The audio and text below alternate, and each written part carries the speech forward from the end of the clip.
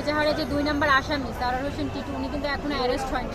এখন আমরা বাদীপক্ষ মানে সুরক্ষিত না, হ্যাঁ, আমাদের সেফটি দরকার প্রথমে।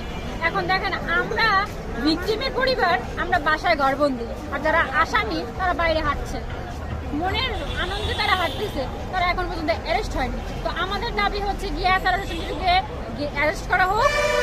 আর 2 নম্বরে হচ্ছে গিয়ে যে 4 জন আসামি এজাহার থেকে যে নাম বাদ পড়ে গেছে, আপনার ওই যে রনি, তারপর হচ্ছে কায়ুম মোল্লা, রাকেশ এবং হচ্ছে গিয়ে আপনার কি মোজাফফর হোসেন বাবুল, এই 4 জনকে এজাহারে নামভুক্ত করা হোক এবং এদেরকে অ্যারেস্ট করা হোক। কারণ এরা কিন্তু মাস্টার মাইন্ড।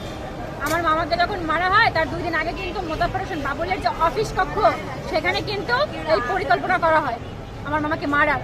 তো আর আজকে সিসিটিভি ফুটেছে যখন আমার মামাকে একদম মেরে একদম জানটা না একদম টাইনা নিয়ে আসে যে বুকের উপর যে হামাগুড়িগুলো দিচ্ছিল, আর আবার ইট